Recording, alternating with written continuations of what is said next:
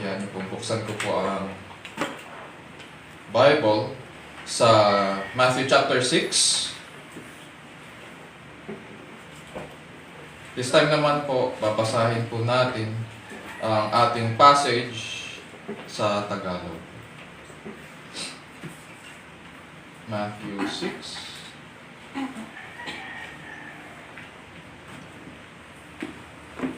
Verses 16 to 18. At ganito po ang sinasabi. Matthew 6 verse 16 to 18. Bukod dito, pagka kayo'y nangag-aayuno, ay huwag kayong gaya ng mga mapagpaimbabaw na may mapapanglaw na muka, sapagkat kanilang pinasasama ang mga muka nila upang makita ng mga tao na sila'y nangag-aayuno. Katotohanan ang sinasabi ko sa inyo, tinanggap na nila ang kanilang ganti. Datapwat ikaw sa pag-aayuno mo ay langisan mo ang iyong ulo at hilamusan mo ang iyong mukha, upang huwag kang makita ng mga tao na ikaw ay nangag-aayuno, kundi ng Ama mo na nasa lihim, at ang Ama mo na nakakakita sa lihim ay gagantihan ka. Ito po ang salita ng Panginoon, purihin ang Diyos. Ang title po ng ating sermon sa umagang ito, sa pagpapatuloy natin sa ating series ng pag-aaral sa fasting, ay how should Christians approach the discipline of fasting? So question siya. In question form, so that we easily understand kung ano ang magiging progression ng ating pag-aaral ukol sa pag-aayuno. Last week na pag-aralan po natin na ang Christian fasting po ay hindi gawa-gawa ng tao. Bagamat nakikita natin na tayo yung gumaganap nito, hindi po ito gawa-gawa ng tao. Hindi ito galing sa atin. O hindi rin ito naaayon sa kalooban ng tao. Hindi ito paraan para magbawas ng timbang o paraan para maipahayag ang puwersang socio-political. Hindi rin ito sacrifice para pakita sa Panginoon na deserve natin makatanggap ng answered prayer. Rather, binigay ito ng Diyos para ma-express natin ang ating gutom at kasiyahan kay Kristo dahil sa Kanyang pagliligtas sa atin. Napag-aralan natin yan sa Matthew chapter 9. Uulitin ko po, ito ay paraan para ma-express natin ang ating gutom at kasiyahan kay Kristo dahil sa Kanyang pagliligtas sa atin. On the other hand, though, when we look at creation, makikita po natin na binigay rin ng Diyos ang pagkain. On the one hand, binigay niya ang pag-aayuno. And then on the other hand, meron ding pagkain para maging masaya tayo sa Kanya. Sabi nga po sa 1 Timothy 4:3-5, binigay ng Diyos ang pagkain para kaining may pasasalamat ng mga sumasampalataya at lubos na nakauunawa ng katotohanan. So we are to take food with much thanksgiving to Him. At sabi rin sa James 1:17, ang bawat kaloob na mabuti at ganap ay buhat sa langit mula sa Ama.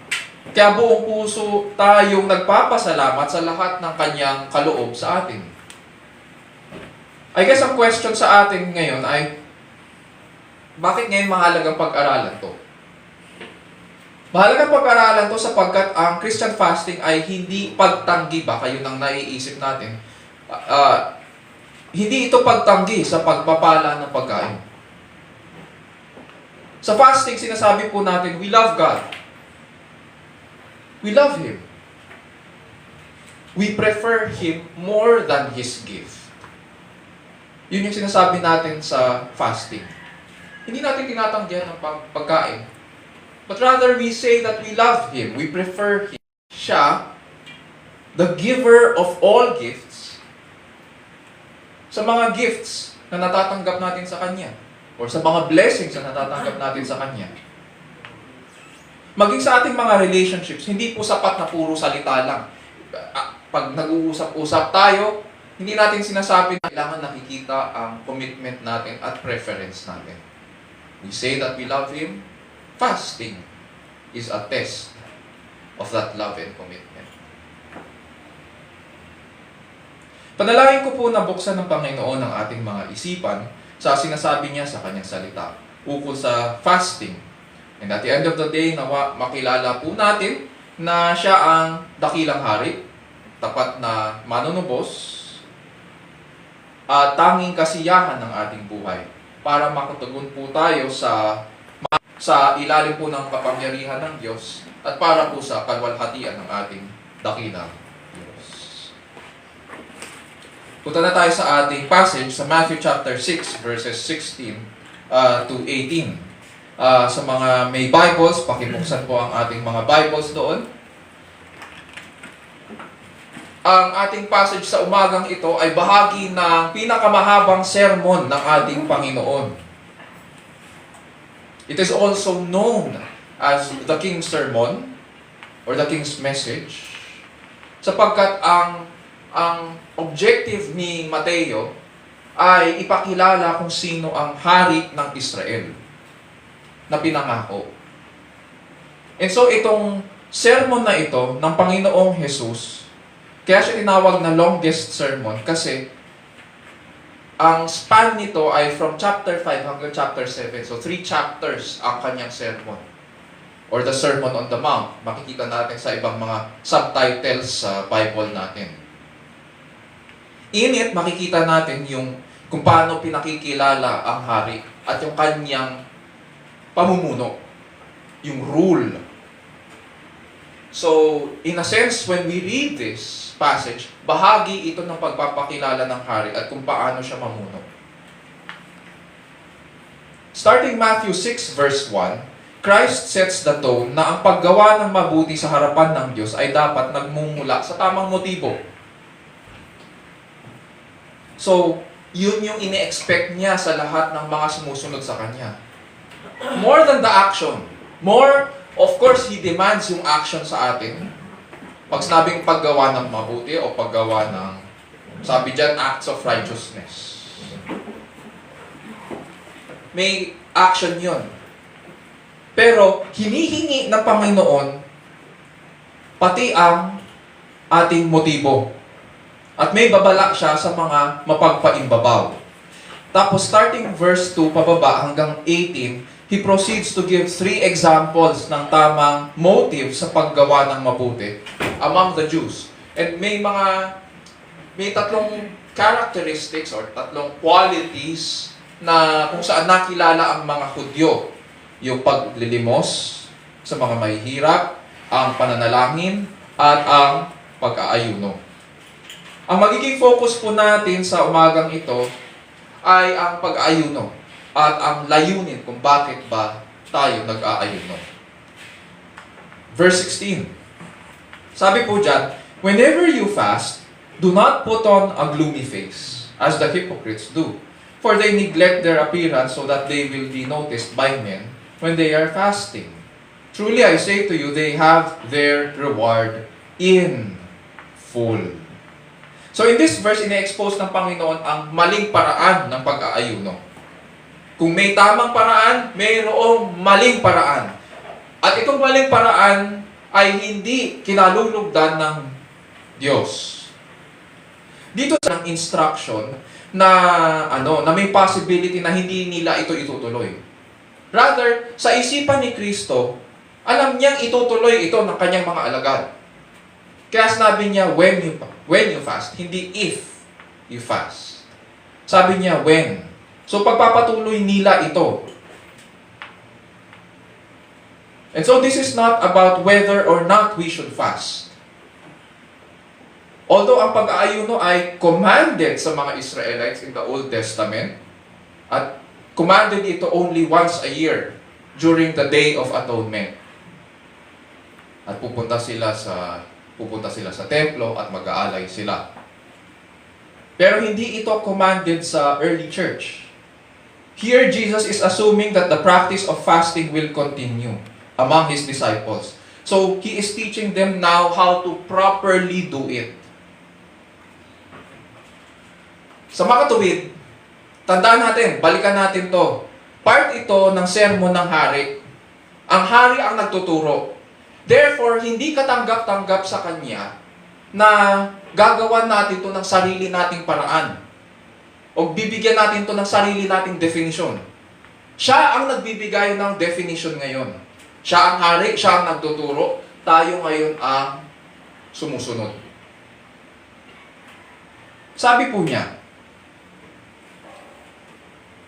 when you fast, or whenever you fast, do not put on a gloomy face, as the hypocrites do.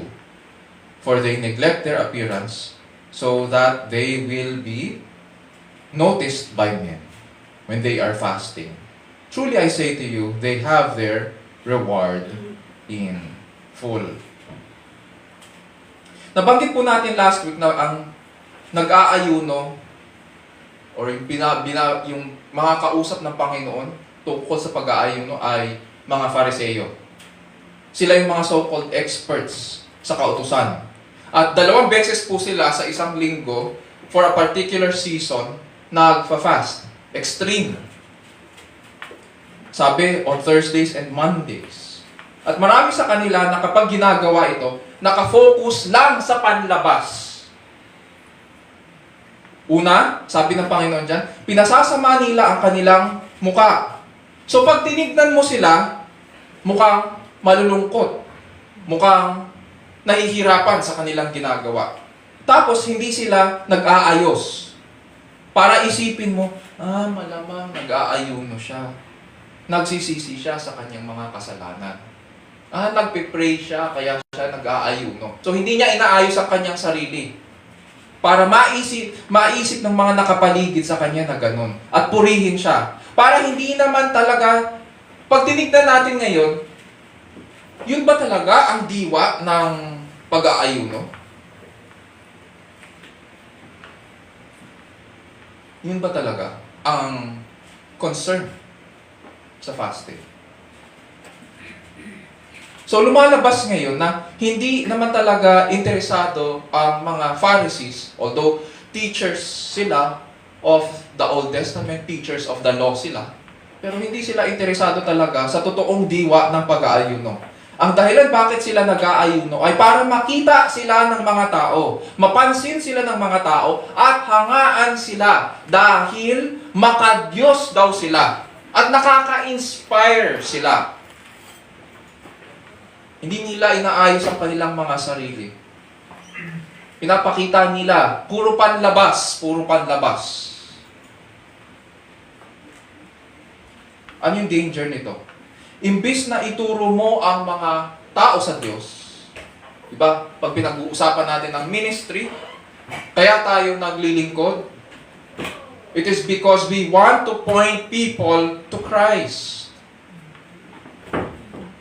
Pero ang mga Fariseo, imbis na ituro nila ang mga tao sa Diyos, imbis na tulungan ang mga tao na makapasok sa kaharian, ginagamit nila ang mga good gifts o pagpapala ng Diyos para agawin ang papuri ng mga tao, at ang lumabas ay sila ang magagaling, hindi ang Diyos.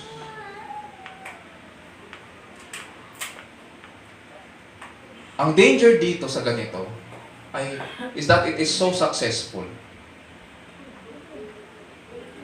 Sabi ni Kristo, they have their reward in full. Ibig sabihin, pag ito pinalano mo, ito ginawa mo, matutuloy ito. At matatanggap mo kung ano yung hinahangad mo. Kung ang hinahangad mo, ang hinahabol mo ay papuri ng mga tao, abay, yun ang matatanggap mo. It is so successful such that nililin lang mo na nga ang iyong sarili, nililin lang mo pa ang kapwa mo, na ginagawa mo ang bagay na ito para sa Diyos. Hindi naman totoo eh. Ginagawa mo ba ito para sa Diyos? Bakit? Kung ginagawa nila ito para sa Diyos, bakit pa sila tinawag ni Kristo na mapagpaimbabaw? Sa Mark 12:38 to 40, nagbigay po ng babala ang Panginoong Hesus kung gaano ka-infectious itong pagnanasang makuha ang papuri ng iba. Ganito po ang sinasabi sa Mark 12:38 to 40 naman. Beware of the scribes who like to walk around in long robes and like respectful greetings in the marketplaces, and chief priests in the synagogues, and places of honor at banquets, who devour widows' houses, and for appearance's sake offer long prayers. These will receive greater condemnation. So nagbibihis sila ng mahaba para sabihing banal sila. Nagpupunta sila sa mga pagtitipon dahil layon nilang makita sila ng nakararami na pawang mga panauhing pandangal. Inuubos nila ang kabuhayan ng mga babaeng balo, pero hindi man lang tumutulong. Tumatanggap sila, pero hindi man lang nakakatulong sa mga tao para makapasok ang mga ito sa kaharian. At sinasangkalan nila ang pagdarasal, yung pagpapala ng pagdarasal, at ginagawa itong mahabang-mahaba para palabasin na malakas sila sa Diyos.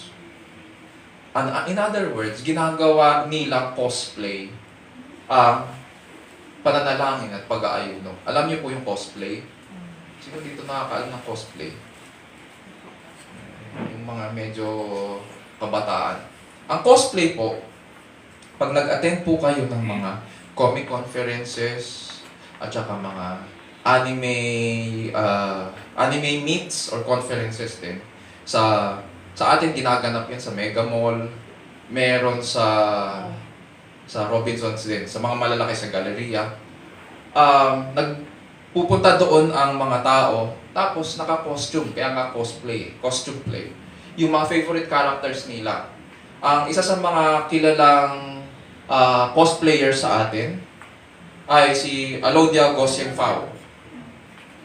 So, pumupunta sila doon sa mga conferences na yun na nakasuot ng mga favorite characters nila. Pati ang mga buhok nakakulay yun.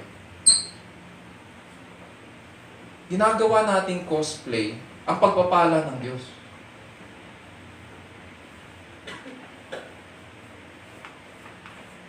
Tapos, anong gusto natin?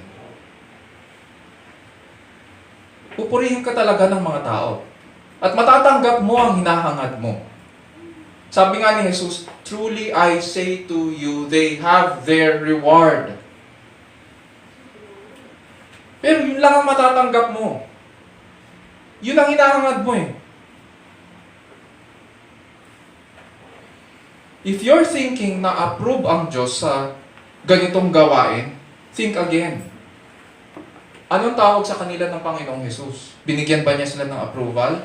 Dahil ginagamit nila, sinasangkalan nila ang pag-aayuno at pananalangin para sa kanilang makasariling hangarin? Hindi. Ang sabi niya, mga mapagpaimbabaw, mga mapagkunwari, do not do as the hypocrites do. And this is a clear example ngayon. This is a clear example na hindi porket nakuha mo ang gusto mo at masaya ka sa buhay, ay blessed ka. Sabi ni Kristo, they have their reward in full. Yung hangarin nila, nangyari, nakuha nila ang gusto nila. Masaya sila. Yan lang ang matatanggap mo. Yung hinahangad mo sa buhay na ito, kung ang gusto mo yung praises ng tao, o di sige. Pero do not expect me to bless you. It is not a blessing. Hindi porket masaya ka sa buhay, ito yung perfect example, hindi porket masaya ka at nakuha mo ang gusto mo, answered prayer yun. Hindi rin porket nakuha mo at masaya ka, blessed ka. Maaaring nagawa mo ang gusto mo at nasunod ang nilalayon mo, pero maliwanag pa sa sikat ng araw na walang approval ang Diyos dyan. Ginawa mo lang talaga ang gusto mo. At anong sabi niya? kiniklaim mo na ginawa mo ang kalooban ng Diyos? Mapagpaimbabaw ka. Pinakikita mo sa mga tao na sumunod ka. Pero sa totoo, hindi. Hindi. Ang sakit, ano? Verse 16. First point. How do you approach? How should Christians approach fasting? First warning ng Panginoon, verse 16. When you fast, don't do it to gain the attention and admiration of men. Don't do it to gain the attention and admiration of men. So how then should we fast? Verses 17 to 18. But you, when you fast, anoint your head and wash your face, so that your fasting will not be noticed by men, but by your Father who is in secret, and your Father who sees what is done in secret will reward you. In this verse, tinuturo ng Panginoong Jesus ang tamang paraan ng pag-aayuno. Kanina, sa verse 16, binigay niya yung warning or babala at kung ano yung hindi binibigyan ng approval. Dito, sinasabi niya kung ano yung may approval. Sabi po niya, but when you fast. Alam natin agad na may pagkakaiba ito sa verse 16, na mayroong contrast. At ito ang kinalulugdan ng Diyos. Pansin din natin na hindi niya pinagbawal ang pag-aayuno porket inaabuso ito ng mga matatanda sa Israel. Hindi niya ito pinagbawal. It doesn't follow na porket may masamang motibo at ginagamit ito sa masama ng mga matatanda sa Israel, ay ibig sabihin dapat na itong itapon. Hindi. Itinama ng Panginoon. Sabi niya, sa pag-aayuno mo, ay langisan mo ang iyong ulo at hilamusan mo ang iyong mukha.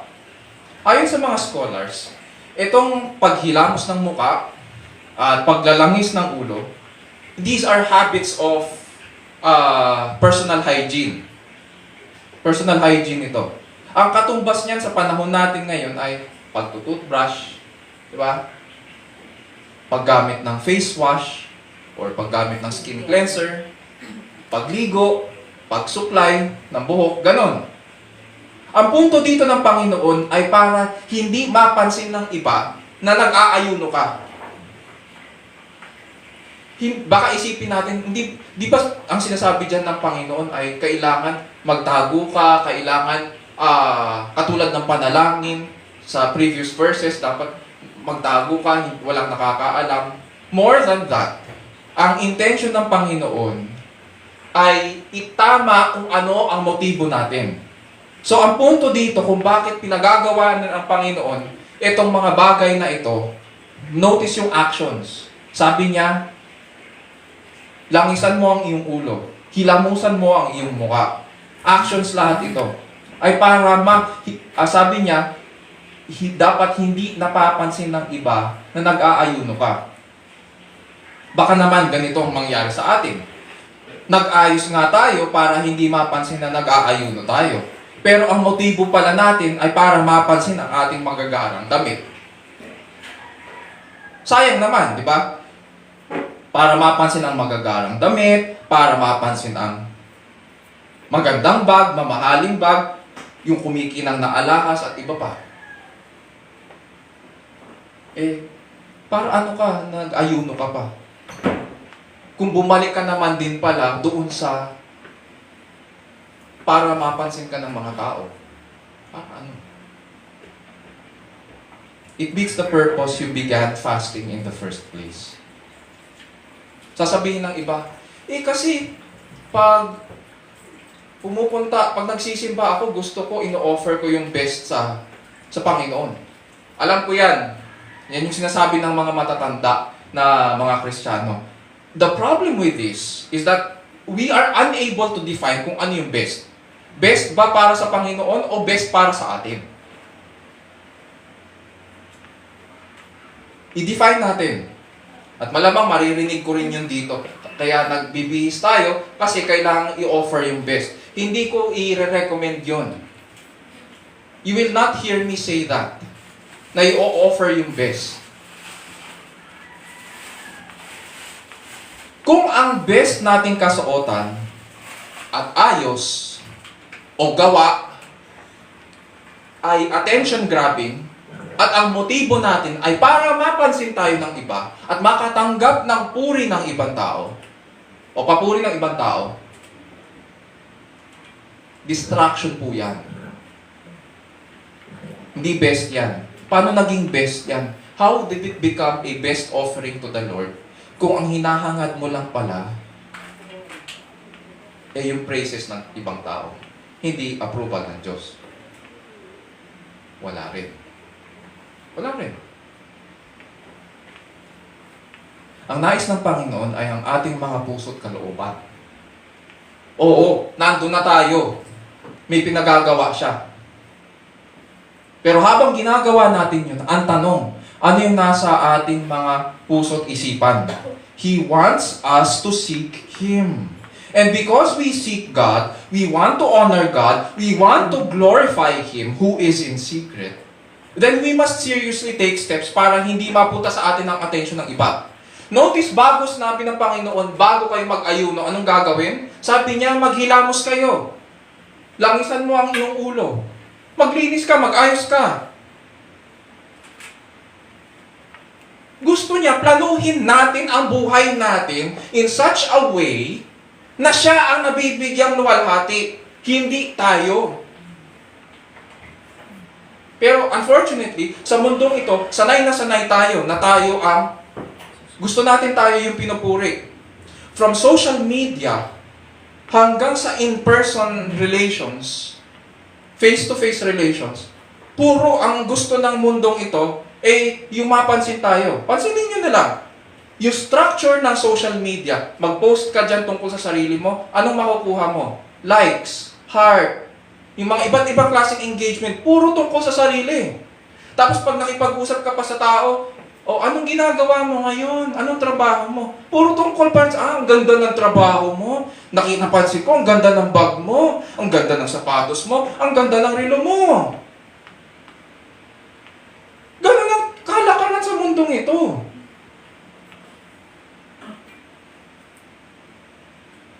Uulitin ko. Because we seek God, we want to honor God, we want to glorify Him who is in secret, then we must seriously plan.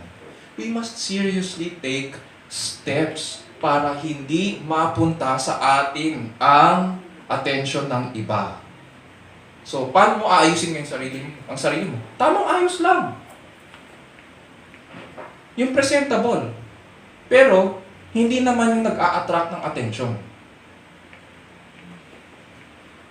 Do not attract attention to yourselves. Example na lang. Gagamitin ko lang yung mga example ng mga ibang pastor. Pag pumunta ka sa church, at ang ini-emphasize yung katawan mo pababa, question mark na agad yun. May problema ka. Hindi ka pumunta dyan para magsamba. Kahit saan pa. Kahit saang church. Talagang mapapaisip ka. Pumunta ka ba dyan para magsamba o maging distraction? These are questions that we need to painfully answer.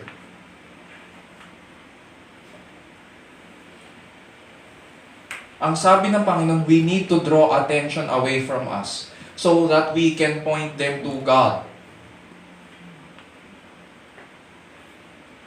So, kailangan natin tanungin ang ating mga sarili. Sa tuwing nag-aayuno tayo, anong maaari kong gawin para hindi ako lumabas na papampam o papansin sa iba? Ihanda natin ang ating mga dapat na gawin. Maligo tayo. Mag-ayos. Tapusin ng tahimik ang mga bagay-bagay. And yes, kapag nag-aayuno tayo, spend the time in prayer. Ano naman ang hindi ko dapat gawin? Iwasan po nating announce na nagfa-fasting po tayo. Para ano ka pa nag-fasting pero sasabihin mo naman, ay nagfa-fasting ako ngayon eh. Masayang-masaya ka pa na ina-announce, hindi naman tinatanong. Pwede naman nating sabihin kapag tinanong tayo, pero wag naman po natin na ipangalandakan na nagpa-fasting tayo. May kilala po ako noon na may nililigawan po siya. Hindi ko na sasabihin sa inyo yung pangalan. At pinagpe-pray daw niya na pumasa sa bar exams ang nililigawan niya. Tapos sinabi niya sa amin, mga members ng church, kahit hindi naman po namin tinatanong, bigla niyang sinabi, nagpa-fasting daw siya para sa kanyang nililigawan. Ang criticism ko po dito, dapat mo bang i-announce na nagpa-fasting ka? Dapat mo pa bang sabihin yun? Pwede mo namang sabihin, hingi po sana ako ng tulong na ipag-pray si ganito.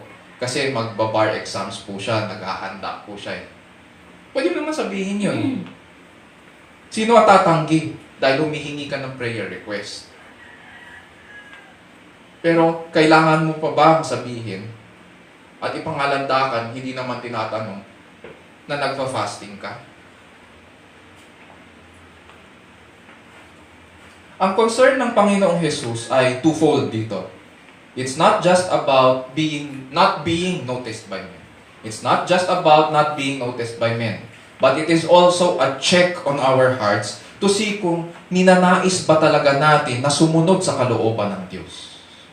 On the one hand, yes, meron siyang negative na sinabi, you should not be noticed by men. But on the flip side, it's parang two sides of the coin. On the flip side, check siya on our hearts. Ninanais ba natin na sumunod o sundin ang kalooban ng Diyos? Kasi kung hangad natin na kalugdan ng Diyos ang pag-aayuno natin, aayusin po natin ang ating buhay. Aayusin po natin ang ating buhay. Hindi maiiwasang umurong ang ibang bagay. Sabi ko nga kanina, di ba? Sinasabi natin na mahal natin ng Diyos. Therefore, dapat makita yun sa preferences natin. Therefore, dapat makita ang pagmamahal natin sa ating mga commitments. Meron akong alam na sinasabi niya, Kristiyano siya. Oh, okay, Kristiyano ka. Oh, alam ba ng mga taga-office mo na on a Sunday, meron kang obligation na sumamba? Hindi. O bakit hindi nila alam? Sino nakakaalam na Kristiyano ka? Doon pa lang pagsak na. Like I said, love should be tested. Ang pagmamahal, tinetest yan kung tunay. At dapat nakikita yun sa buhay natin. At ngayon, ang hinihingi na Panginoon, kailangan umurong ang ibang bagay. Kung sinasabi natin na mahal natin siya, mag-a-adjust ang ibang bagay dahil commitment po nating hanapin at sundin ang kalooban ng Diyos. Nagre-reorient ngayon ang buong buhay natin. Sinasabi natin na mahal natin siya, therefore, kailangan may pagbabago.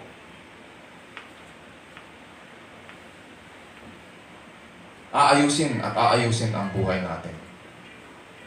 So how should Christians approach the discipline of fasting? Verse 16 kanina, when you fast, don't do it to gain the attention and admiration of men.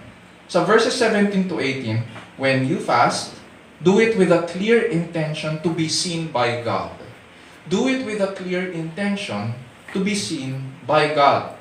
Makikita natin ngayon ang katangian ng tunay na alagad o tunay na tagasunod ng Diyos. Hindi niya pinagpapalit ang kaluguran ng Ama sa mga bagay na makasarili. Hindi niya pinagpapalit ang kaluguran ng Ama sa mga bagay na makasarili. It's all about denying ourselves. And therefore, we see here yung quality ng isang disciple. He denies himself and takes up his cross. Mga kapatid at kaibigan, pinagpala po tayo dahil mayroong isa na tinanggihan ang kanyang sarili at binuhat ang kanyang krus para sundin ang kalooban ng Ama. Sabi po ng Panginoong Jesus sa kanyang Ama, My Father, if it is possible, Let this cup pass from me, yet not as I will, but as you will. Pag binasa po natin itong account ng Panginoong Jesus sa halamanan ng Gethsemane, makikita natin na mag-isa lang siya nakausap ang kanyang ama. Hindi po niya kasama ang kanyang mga alagad dito. Kadalasan pag nakikita natin siya na nananalangin, kasama niya sila malamang sa bukana, tapos maglalakad pa siya ng kaunti, at mapag-isa siya na makikipag-usap sa kanyang ama. So dito, ganun din. Hindi niya isinama ang mga alagad sapagkat nais niya na makasama o masolo ang ama. Hirap man ng kanyang kalooban dahil alam niya yung hirap na mararanasan niya at namamanglaw ang kaluluwa niya, sabi ng scriptures. Dahil sa bigat na kanyang bubuhatin at dadanasin, sinunod pa rin niya ang kalooban ng ama. Elsewhere, we are told na tapat siyang sumunod hanggang kamatayan. Oo, ang kamatayan sa krus. Tinanggap po niya ang saro ng kahatulan at uminom siya mula dito upang hindi na natin to inuman pa. Hindi tulad ng una nating mga magulang sa Hardin ng Eden na sinunod ang kanilang mga sarili at nilugmok tayo sa kasalanan at kamatayan. Makikita natin sa Ebanghelyo sa halamanan ng Gethsemane, tinanggihan po ng Panginoong Jesus ang kanyang sarili upang mapa sa atin ang pagtanggap ng Ama at lahat ng pagpapala ng panibagong buhay ay mapa sa atin. Kaya siya tinawag na tunay na anak, kaya siya tinawag na tunay na alagad ng Diyos dahil sa kanyang gawa. Ganyan kaganda ang tinupad ng Panginoong Jesus. Mga kapatid at kaibigan, kapag nag-aayuno tayo, sinasabi po natin, we love God. And we prefer Him more than His gifts. So fasting is not only an expression of our love for Him, it also becomes a test para mapatunayan totoo ang pagmamahal natin sa Diyos. May sinabi po si John Piper, isa sa mga kilalang theologian sa panahon natin at saka book author din. And he is a chancellor ng Bethlehem College and Seminary ukol sa impact ng fasting sa ating buhay bilang mga tagasunod ni Kristo. Pakinggan po natin ang kanyang sinasabi. Sabi niya, Jesus is testing the reality of God in our lives. Do we really have a hunger for God Himself or a hunger for human admiration? Oh, how easy it is to do religious things if other people are watching. How do we feel when nobody else knows what we are doing? How is it when no one else is saying, how goes the fast? Paano kung hindi tayo kinumusta? Anong pakiramdam natin? Ano iniisip natin? Are we content in God when no one but God knows that we have done what we ought to have done? Nasisiyahan po ba tayo sa Diyos kahit walang ibang taong nakakakita? Gayon na siya lang ang nakakita ng ating ginagawa. Dahil siya ang ating kasiyahan, ang sagot po natin ay oo. This is how we Christians should approach the discipline of fasting. Isapuso po natin ang mga bagay na ito at iukol po natin ang ating sarili sa tapat at dakilang Panginoon. Tayo na lang.